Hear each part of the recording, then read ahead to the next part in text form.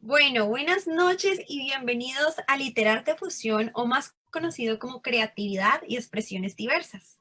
El día de hoy estaremos hablando de la literatura y su relación con la psicología y el trabajo social.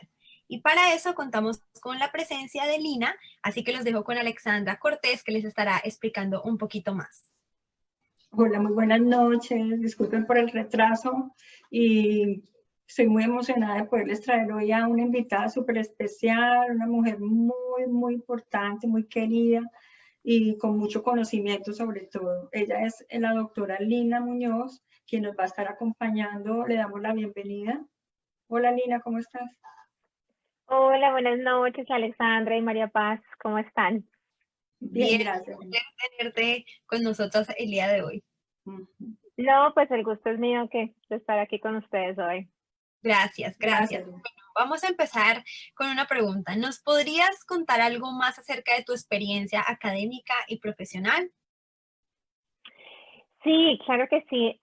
Bueno, me gradué de psicóloga en la Universidad Javeriana en Colombia hace muchos años ya. Y después de recién graduadita me mudé a los Estados Unidos y aquí me enamoré del trabajo social por su enfoque de pronto como del empoderamiento de las comunidades, por también esa parte política un poco que digamos que es particular del trabajo social. Entonces quise fusionar la psicología con el trabajo social y así hice mi maestría y mi doctorado en la Universidad Loyola en Chicago. Y bueno, he estado trabajando como psicoterapeuta ya por muchos años, como por 13 años. He trabajado en abuso infantil, todo lo que es bienestar infantil y social aquí en los Estados Unidos y trabajando con comunidades inmigrantes. Ahora mismo soy psicoterapeuta en práctica privada y también enseño la maestría de trabajo social en la universidad donde me gradué y enseño 3 clases preparando psicoterapeutas y también soy voluntaria de Mira USA, entonces ahora me desempeño como la directora regional aquí en el sector de Atlanta. Entonces un poquito de todo. Muy interesante. Ujú. Muy interesante, Lina. Muchas gracias, de verdad. Estamos muy contentos de tenerte aquí. Yo sé que a todos los participantes y los que se conectan y no se han conectado aún, los esperamos porque va a estar muy interesante esta charla. Lina, quiero preguntarte algo. Dicen algunos profesionales, no solamente del área psicológica, sino de otras ciencias afines, que todos nacemos con las mismas capacidades cognitivas y capacidades, o sea, talentos. ¿Tú qué piensas al respecto? O sea, por ejemplo, una persona que tiene como esa disposición, ese talento para el baile, para la música, ¿todos tenemos esa misma capacidad o simplemente hay gente que se especializa en determinada área? Porque yo creo en eso de las diferentes inteligencias, en esa teoría, pero hay gente que dice que no, que todos podemos hacer lo que queramos, solamente es proponernos y con esfuerzo lo logramos. ¿Qué tú piensas de esas teorías? Pues sí, digamos que todo lo que tiene que ver con la inteligencia, las habilidades y los talentos, hay muchas teorías, ¿no? Y la teoría misma ha evolucionado a lo largo de la historia, ¿no? Pero pues en definición el talento pues es algo innato, es algo más bien innato y automático, de pronto se hereda, de pronto la persona nace con ello. Sin embargo, pues el cerebro es un órgano maravilloso y pues cuando hay esfuerzo y cuando hay esa decisión, esa motivación, pues las personas pueden generar esas destrezas, ¿no? O pueden generar habilidades que de pronto se ganan es con la práctica y con el esfuerzo. Entonces siempre las personas dicen, bueno, el talento, digamos, la gente se hace o nace o se hace, ¿no? Yo pienso que ambas, sino que la persona que nace con un talento, por ejemplo, el talento de la música, el talento del baile, esos talentos, pues para ellos les vienen natural, digamos, no tienen que hacer mucho esfuerzo y ya lo tienen. Simplemente lo que hacen es perfeccionarlo, pero ya es algo que desde niños se notan esos dotes, esos talentos, ¿no?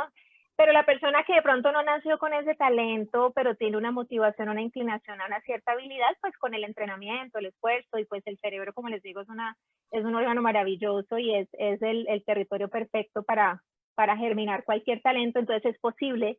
Simplemente la diferencia es el tipo de esfuerzo que le toca al que no nació con ese talento, ¿no? Ya cuando hablamos de inteligencias, pues anteriormente, por allá en los 70, 60, 70, se concebía la inteligencia como muy reducida en la parte lógico-matemática, ¿no? Entonces la gente que pensaba la parte matemática, que tenía pensamiento abstracto, eran pues los que se consideraban inteligentes, pero afortunadamente con el avance pues de los estudios psicológicos, del aprendizaje, la cognición, pues empezó a entender que había múltiples inteligencias, ¿no? Entonces ya en los 90, Gardner fue el que primero que introdujo el término de las inteligencias múltiples, y entonces nos da la capacidad de que, bueno, podemos especializarnos en muchas, digamos que el cerebro tiene muchas fortalezas y el individuo puede ser inteligente en un área y puede de pronto no ser tan inteligente en otra. Entonces, digamos que es un concepto más incluyente y nos permite explorar talentos y explorar habilidades que no nos reducen solamente a la lógica matemática, ¿no? Claro, todos los que nos están viendo en este momento, recuerden que pueden comentar, pueden hacer preguntas para que la doctora Lina les conteste, pueden compartir este Facebook Live con sus amigos para que también se enteren de este tema tan importante y sigan a Creatividad y Expresiones Diversas para más. Entonces, continuemos. Otra pregunta. Bueno, no, yo quiero acotar algo a esa parte que dice la doctora Lina, porque yo, por ejemplo, en el colegio, tú dices lo de lógica matemática, yo era pésima en la matemática y yo tenía clases extracurriculares, clases particulares, todo, y yo nunca pude ser buena en matemáticas, siempre pasaba raspando. Yo creo que hasta de empezar les daban, ¿entiendes? Pero yo sí creo que de pronto uno sí tiene ciertas habilidades más profundas, más grandes y mucho mejores, con mucho más, sí me entiende, más reforzadas y todo en un área que en otras. Entonces de pronto uno tiene que buscar, porque a veces la gente, lo que pasa con esto, Lina, es que a veces la gente quiere llegar a hacer una cosa o mira estereotipos. Y entonces dije, puede que sí lo pueda hacer, como tú dices, con esfuerzo y sacrificio, pero jamás será una persona muy destacada en esto porque no es su habilidad innata, natural. Yo creo en eso, pues se respetan las diferentes teorías, como dices, pero yo sí creo, porque a veces se presta para ciertas, como dicotomía y todo esto, eso de que podemos hacer absolutamente todo lo que queramos en la vida y todo lo que nos propongamos. Tenemos que de pronto como definirnos más y enfocarnos más en qué somos buenos, qué habilidades tenemos, como para que podamos surgir de una manera más positiva y aportar de una mejor forma a la sociedad. Yo pienso, pues, ese es Sí, yo también estoy de acuerdo que, digamos, no somos buenos para todos, no. Exacto, Digamos, sí. tenemos nuestras fortalezas. Sin embargo, siempre hay excepciones a todas las reglas. Siempre van a haber casos donde alguien te diga, no, pero mira que yo no tenía el talento y lo desarrollé. Entonces, siempre hay excepciones porque en los seres humanos, pues, no hay como, digamos, como teorías fijas, ¿no? Estáticas, sino que, pues, todo es relativo, por decirlo así. Pero en términos generales yo estoy de acuerdo, yo pienso que no todos somos buenos para todo. Y bueno, y este concepto de las inteligencias múltiples a mí me gustó mucho cuando yo lo estudié para los 90, porque yo también tuve la misma dificultad, ¿no? Digamos, yo fui buena en matemáticas, pero nunca llegué a ser excelente y tampoco me gustaba, no era algo que a mí me gustaba más leer, me gustaba más, o sea, si me ponían en un párrafo, yo lo podía hablar 3 horas de ese párrafo. Pero nunca hallé como esa retroalimentación de parte del sistema educativo haciéndome sentir inteligente por eso, ¿sí? Entonces, pienso que las inteligencias múltiples pues nos reconcilia con nuestras capacidades de entender que las inteligencias no se reducen solamente a lo lógico matemático, sino a lo lingüístico, lo intrapersonal, lo musical, lo espacial. Entonces, un jugador de fútbol que es muy exitoso es inteligente en la parte kinésica, la parte visoespacial, o un músico es inteligente en entender todo ese lenguaje, la música, así no sea de pronto inteligente en otras áreas. Entonces, sí me parece que es como más reconciliador, es más incluyente. Y bueno, también, por ejemplo, la parte lingüística, ya que estamos hablando de todo eso, a mí me parece que hay mucha lógica matemática detrás de la parte de la escritura, el unir las palabras, el hacer. A mí me parece que son fórmulas matemáticas, si nos ponemos a hacer un poquito, a hilar más delgado, digamos que unir una palabra con otra, hacer las cosas que rimen gramaticalmente, todo eso es una lógica muy abstracta que no son en números, pero sí tiene un sentido muy lógico, ¿no? Entonces, bueno, todo eso, digamos que pienso que a raíz de los estudios cognitivos se amplió más el espectro de lo que es una persona inteligente, ¿sí? Entonces, pero no somos inteligentes para todos. Sí, para exacto, entonces, exacto. Sí, porque se limita uno mucho. Anteriormente estaba uno muy limitado y lo que tú dices, por ejemplo, académicamente, si tú no pasabas el examen de matemáticas, todo eso, pues tú no podías surgir. Cuando tú eres bueno, era en otra área. De pronto, sí, y yo trabajo con familias y hasta el día de hoy yo tengo padres que me dicen, no, pero él es súper bueno en matemática, él es muy inteligente, pero las maestras se quejan del otro. Entonces toca explicar que, bueno, puede ser muy bueno en matemáticas, pero pronto no es bueno socialmente o no es bueno en otras materias o en la retención de información. O al contrario, ¿no? Porque le va mal en matemáticas, entonces es un mal estudiante. No, pero le va bien en otras áreas. O sea, hasta el día de hoy ese concepto, y tiene mucho que ver porque la educación, el sistema educativo tampoco se ha adaptado a trabajar bajo las fortalezas de los seres, sino bajo lo que se espera que seas bueno en esto, en esto, y se mide bajo estándares de evaluaciones y de exámenes. Entonces muchos no caemos ahí, ¿sí? Muchos no nos destacamos allí. Entonces, infortunadamente, a pesar de que hemos avanzado en los estudios cognitivos y el entendimiento de cómo el cerebro funciona y lo que es la inteligencia, de todos modos el sistema educativo formal de las sociedades como la de Estados Unidos, por ejemplo, no se ha todavía, digamos, adaptado a eso, ¿no? Adaptado a entender las fortalezas y entonces enseñar a los estudiantes de acuerdo a sus capacidades, a sus fortalezas, en vez de las expectativas que de lo que se quiere alcanzar, ¿no? Como canalizar más esa parte para no perder uno el tiempo también. Y también hay gente polifacética, ¿no es cierto? Hay gente que es polifacética, pero no es el común. De todas maneras, es muy interesante todo esto, pero entremos en materia, ¿cierto? Entremos en materia. Bueno, antes de entrar en materia, les cuento que tenemos un comentario y una pregunta de este tema, así que aprovechemos que la doctora Lina está aquí. Es un saludo de Andrés Moreno, dice saludos desde Colombia. ¿Crees que es mejor reforzar y explotar talentos encontrados o trabajar solo en las falencias de habilidades? Yo creo que ambos, sí, ambos de pronto. Sí, lo que estamos hablando, ¿no? Cuando uno empieza a detectar las fortalezas de alguien, pues es más fácil porque entonces te vas a basar en lo que la persona tiene en vez de estar luchando en lo que no tiene, ¿no? Pero hay muchas personas que tienen falencias en muchas áreas, pero sienten motivación hacia esa área. Entonces, la motivación y la parte emocional juega un papel importante, ¿sí? Entonces, si yo voy a trabajar en las deficiencias de alguien, pero no es un área que para la persona es importante, ahí yo creo que se podría perder un poquito el tiempo. Pero si yo voy a trabajar en las falencias de alguien que está interesado en que se convierta en una fortaleza, entonces esa motivación va a ser el motor para que se convierta en una fortaleza, ¿no? Y lo mismo, yo voy a trabajar en una fortaleza que alguien tiene, por ejemplo, hay gente que es talentosa, no sé, en la música, pero a ellos no les interesa ser músicos, ¿no? De pronto es el sueño del papá que sea músico y es bueno para la música, pero no está motivado. Entonces es un talentoso, pero nunca va a exceder ese talento, lo va a pulir y perfeccionar porque no está emocionalmente como involucrado, ¿no? Entonces, ese es otro aspecto que se reconoció mucho tiempo después de que si hablamos de los coeficientes intelectuales y todo eso, que es la parte de la motivación. La motivación y la parte emocional juegan un papel importante en la inteligencia, en el aprendizaje, en el talento, en todo eso. Pues no sé si respondí, pero digamos que depende, todo depende. Claro, sí. Gracias, Lina. Sí. Bueno, entonces entrando en materia, que el tema que hoy nos trae aquí a transmitir este programa es la literatura y su relación con la psicología y con el trabajo social. Entonces, ¿de qué manera se puede generar esa relación o esa conexión entre la psicología y la literatura? Y extendámoslo al trabajo social también, si quieres, de una vez, como quieras. Ok, pues no me había hecho nunca esa pregunta y me encantó la pregunta, ¿para qué? Porque pues tiene mucho sentido y la verdad es que la psicología y el trabajo social también se ha nutrido muchísimo de la literatura, ¿no? Pues toda la parte, digamos, de ese arte de expresarse en la parte hablada o en la parte escrita, pues la psicología, nosotros vivimos de esa expresión, ¿sí?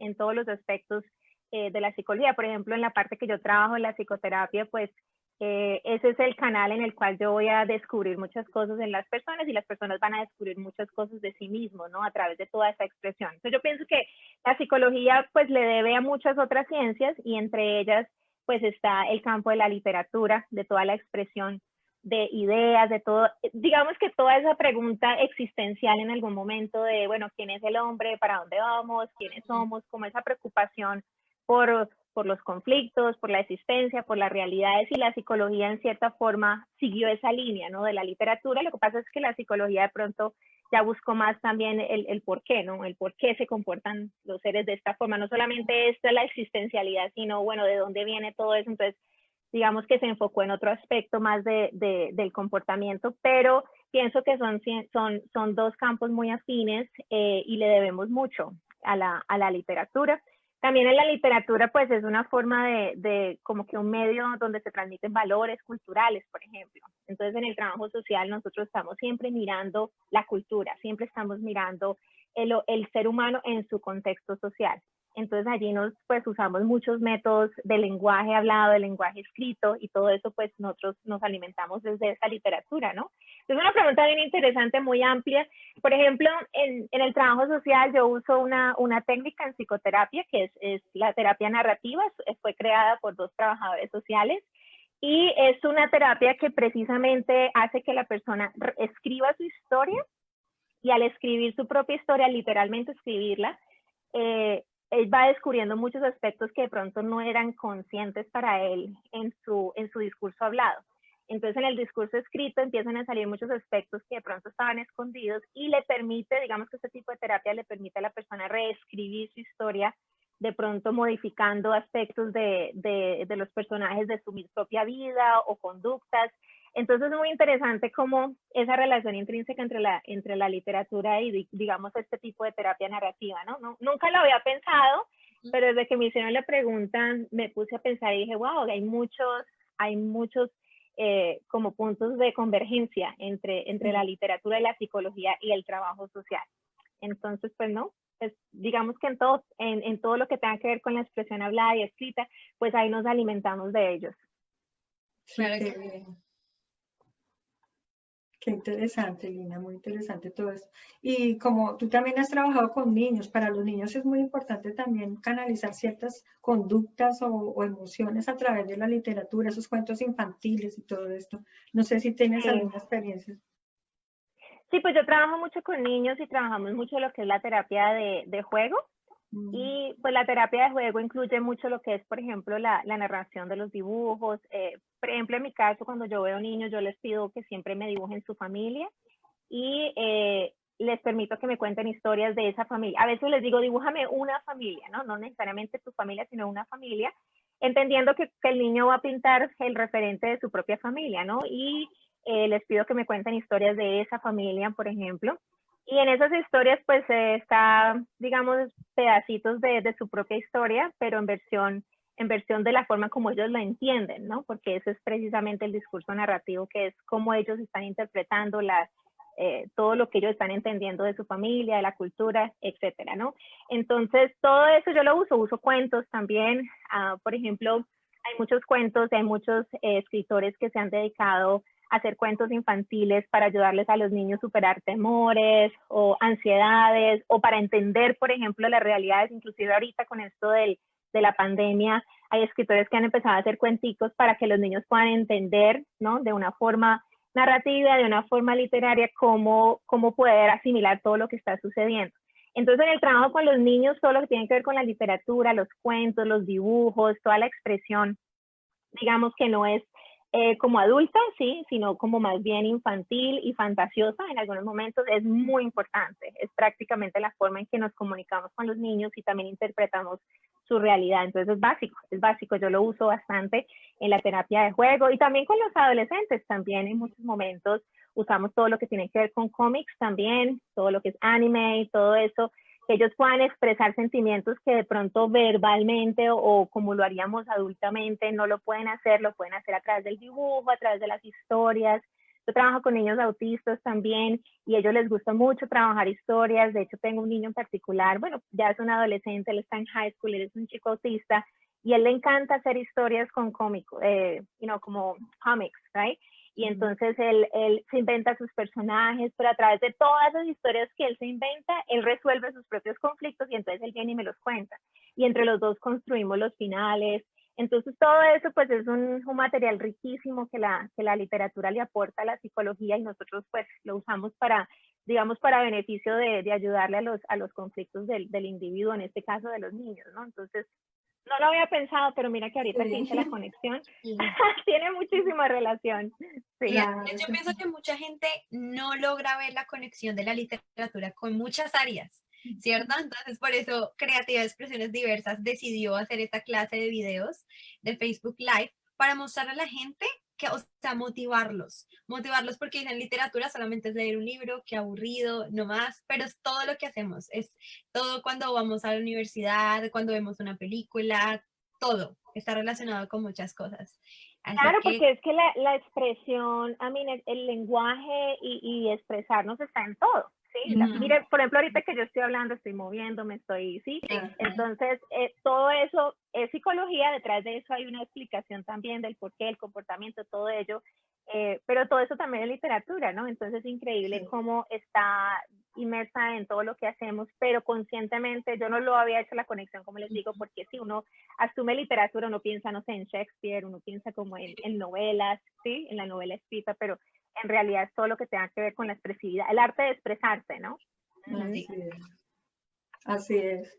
Y yo leí algo que dice que fue el romanticismo, en la época del romanticismo, donde se vinculó la expresión artística con la expresión del alma, ¿cierto? Y con la emoción. Cuando se estableció esto, se estableció una analogía entre el mundo del arte y el mundo de la mente, ¿cierto?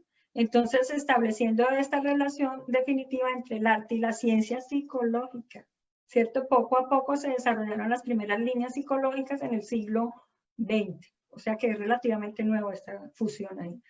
El estructuralismo, el conductismo, la psicología cognitiva, el psicoanálisis de Freud y de Jung, perspectivas de análisis que tratan de entender el hecho literario teniendo en cuenta la psicología. O sea, no solamente se vale la psicología de la literatura, sino la literatura de la psicología. Sí, claro, porque como les hablaba ahora, pues entre ambas converge todo lo que tiene que ver con el existencialismo, ¿no? ¿Quién es el hombre? ¿Para dónde va? Bueno, entender todo. Sino que como la literatura es más antigua que la misma psicología, porque sí, la psicología es una ciencia relativamente nueva, se nutre de la filosofía, se nutre del existencialismo, de todo ello, inclusive de la sociología y la antropología. Por eso digo que se nutre, pero también la psicología le ha aportado a la literatura, claro. Claro, el entender todo, todos los tipos de personalidad, cómo la gente se interpreta su propia historia a sí mismo y de dónde viene todo eso. No, eso daría para mucha tertulia. Sí, todo muy interesante. Yo recuerdo que siempre en el colegio desde pequeños teníamos clases extracurriculares, ¿cierto? O electivas que llamamos. Y nos ponían a escoger danza, teatro, y todo esto tiene que ver con la literatura, porque todas las obras teatrales y todo esto, pues son obras escritas de novelas, de relatos, de ciencia ficción o de historias en general, ¿cierto? Entonces, Sí, eso. de hecho ahora que mencionas el teatro, pues está el psicodrama, por ejemplo, que son técnicas, bueno, la psicología clínica tiene muchísimas teorías y muchísimos, digamos, modelos teóricos, ¿no? Entonces, pues es imposible que yo pueda usarlos todos.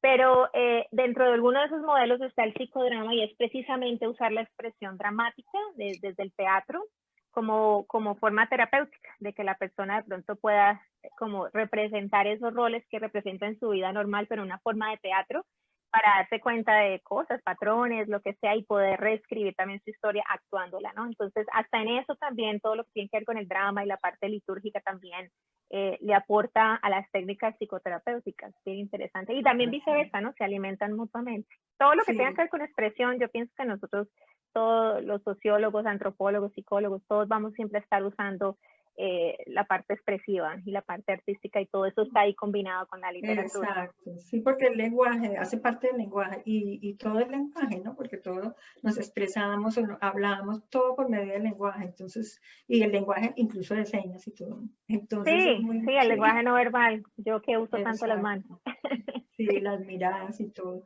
Es muy interesante todo esto y me encanta poder hacer estos programas porque como tú dices, nadie, de pronto sí habían recursos o habían documentos anteriores relacionando las ciencias. Algunas ciencias tienen una relación más directa, otras más indirecta, ¿cierto? Pero de todas maneras, de alguna manera tienen una relación y yo quise como enfocarnos en esta parte para que la gente, yo sé que hay mucha gente que no lo ha mirado desde ese punto de vista, ¿cierto?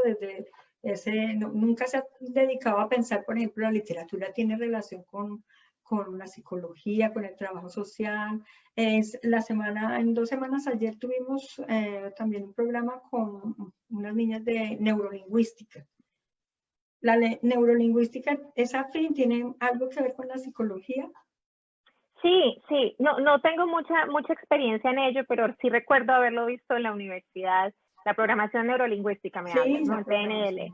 Sí, es reciente, no tan reciente, yo creo que por ahí unos 20 años está.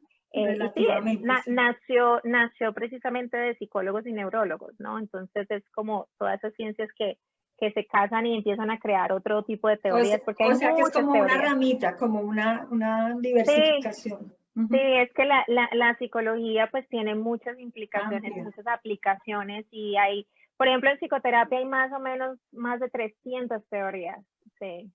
Entonces, Sí, claro. así mismo uno puede estar casado con 2 o 3 teorías, entonces ya por eso hay tantos estilos de psicólogos, ¿no? Entonces no existe un solo psicólogo o digamos una sola forma de ejercer la psicología, sino mucho. Entonces puede haber un psicólogo que haga programación neurolingüística, como puede haber otro que no haga eso.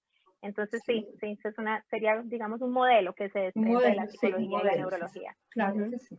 Sí, y también, por ejemplo, cuando tú atiendes pacientes, yo pienso que, porque pues yo recuerdo mucho porque estuve muy relacionada con psiquiatras y todo esto, entonces yo recuerdo que cuando todos los pacientes obviamente pues tienen su conducta diferente, su expresión diferente, pero a mí me causaba mucha curiosidad porque yo estuve en algunas de estas porque me lo permitieron ellos, porque eso es top secret, pero me lo permitieron y era como un experimento. Y uno miraba cómo esta gente accionaba, cómo hablaba, el tono en que lo decían. Y pues yo pues como escritora en formación, no soy escritora famosa ni mucho menos, pero estoy tratando de hacerlo. Y todo esto me cautivaba y me llenaba la cabeza de ideas para plasmarlo en el papel. Es muy emocionante todo esto, de verdad que sí, Lina. ¿Y qué consejo les darías tú así general, pues, con la literatura a la gente? Porque a la gente le parece como muy aburrida la literatura porque se la imaginan como en la antigüedad, en la época clásica, solamente los libros de Miguel de Cervantes Saavedra o los tomos de la Ilíada y la Odisea, que son 24, no sé cuántos. Eso no lo acaba uno nunca, y más en esta época que la gente está como muy a la tecnología y todo lo quiere súper rápido, pues no se van a sentar a leer por días, meses o es muy difícil, pero ahorita hay mucha para escoger y no solamente puede uno leer determinados géneros, hay muchos géneros literarios, inclusive literarios y periodísticos también, que están fusionados también. Sí, yo creo que eso tiene mucho que ver pues con las escuelas que de pronto se casaron con ciertos libros y con ciertos autores y de pronto no se actualizaron, entonces nos vendieron la idea sí, de Miguel de Cervantes Saavedra y el Quijote y no salíamos de allí. Pero la literatura tiene múltiples expresiones y también múltiples géneros, como tú dices. Yo pienso que no debemos abandonar definitivamente los libros ni abandonar la expresión del lenguaje hablada y escrita, especialmente y más en este tiempo donde hemos sido reemplazados tanto por los dispositivos electrónicos, ¿no? Y más aún, de hecho, prontamente estaré dando un webinar sobre eso, sobre todas las implicaciones de los aparatos electrónicos y el uso excesivo ¿no? de todos estos dispositivos que están reemplazando justamente toda la comunicación y la expresividad. Entonces, estamos comunicados 100% todo el día en esto, pero en realidad no estamos comunicados, estamos antes creando un aislamiento pues enorme, ¿no? Entonces, en los niños, de hecho en mi consulta, los padres que han ido a mi consulta, porque usualmente veo más que todo niños y adolescentes y me considero como una terapeuta de familia, sí estoy recomendando todo el tiempo actividades extracurriculares. Yo tengo en mi oficina la lista de las bibliotecas, de actividades. Siempre estoy refiriendo a los padres a las bibliotecas, porque hay bibliotecas, dependiendo de los distritos, pero hay bibliotecas que ofrecen muchas oportunidades de leer cuento, de leer. Además, porque entiendo que el niño que sabe leer y comprende leer tiene una posibilidad inmensa de aprendizaje en otras áreas, porque la lectura genera muchas conexiones en el cerebro, pero la lectura en papel, ¿sí? La lectura en papel, yo aquí estoy rodeada de libros, tengo libros en todo lado, y el papel, el leer, genera muchas conexiones cerebrales a comparación de leer en una pantalla, ¿no? Pero bueno, si hay que leer en la pantalla, se lee, tampoco vamos a decir que no, pero todo eso genera no solamente la creatividad de que el niño piense, se imagine, diferente a que se vea un programa de televisión donde el programa te lo está dando todo, no te deja pensar porque te lo da todo. El libro, cuando estás leyendo, cuando estás creando historias, cuentos, poesía, todo eso, el cerebro usa muchas habilidades cognitivas porque tiene que pensar, crear, unir, enlazar, memorizar, mejor dicho, se activan muchas neuronas, entonces es genial. Para los niños el desarrollo de un cerebro saludable tiene que tener lectura, tiene que tener creatividad, fantasía, historias, mejor dicho, todo lo que tiene que ver con la literatura infantil, a mí me fascina, entonces yo siempre lo recomiendo. Siempre recomiendo a los padres, léanle a sus hijos en las noches, cuenten historias, cuando conversen, conversar es muy importante y eso es una de las cosas que más se ha sacrificado en esta época por causa de los electrónicos, porque está desde el más chiquitico hasta el más grande de la casa conectado en un aparatito, entonces no se conversa, no hay ese contacto visual, por ejemplo. Todo eso que tiene que ver con la comunicación hablada, la expresión, es súper importante para la inteligencia, pero también para las emociones. Si uno queremos niños que sean emocionalmente estables, necesitamos crear más conexiones de comunicación. Entonces, sí, pues valga la propaganda, pero yo soy una defensora de las bibliotecas, de ir a buscar libros, de hacer cuentos, de historias, teatro, música, toda la parte de la expresión en los niños, porque los hace más inteligentes, pero también los hace más seguros, más con mejor autoestima, les da habilidades sociales, mejor dicho, es un gana-gana. Yo no sé por qué las personas no quieren hacernos caso. Muy lindo, gracias Lina, de verdad que sí, pues es un placer haberte tenido acá, esperemos que no sea la última vez y no, gracias. ¿Tú nos quieres dejar las redes sociales, María Paz, por favor? ¿Hay preguntas?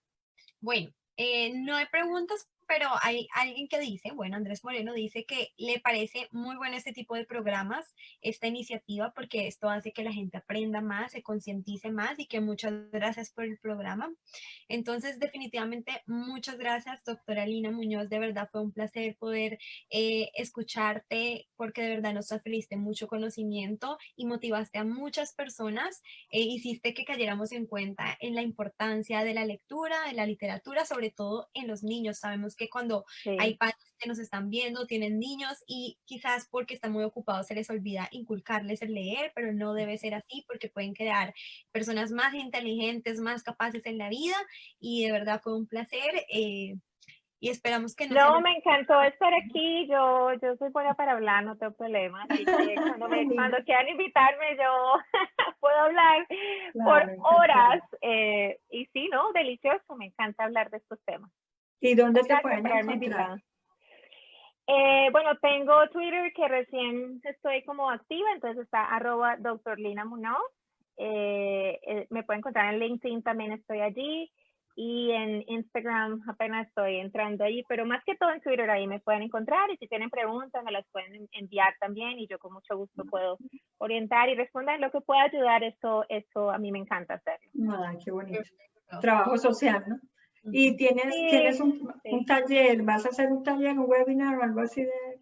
Sí, voy a estar haciendo un webinar con Mira USA el 15 de agosto, estoy casi que segura que esa es la fecha. Y voy a estar hablando precisamente sobre todo el impacto que tiene el uso excesivo de las pantallas, de los dispositivos electrónicos en el aspecto cognitivo y aspecto emocional en los niños y adolescentes y bueno, qué cosas los padres pueden hacer, ¿no? Entonces, vamos a hablar un poquito del problema, las consecuencias, de lo que afecta, pero también les voy a dar como consejos, tips, como cosas que se pueden hacer para recuperar los cerebros de los niños que se nos están perdiendo. Wow. Así es eso. Es muy importante que sigan a @doctora Lina Muñoz en Twitter porque ella estará compartiendo la información de este webinar que es muy importante y también que sigan a Creatividad y Expresiones Diversas o con su nuevo nombre Literarte Fusión.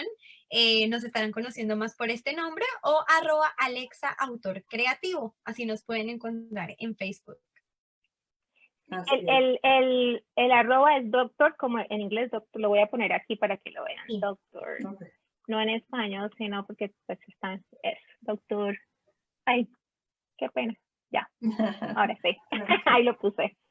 Perfecto. Ok, así me encuentran en Facebook, en Twitter. Gracias. Un placer, gracias, doctora, muy amable. Bueno, A ustedes. Hasta la próxima. Gracias a todos. gracias a todos por vernos y hasta la próxima.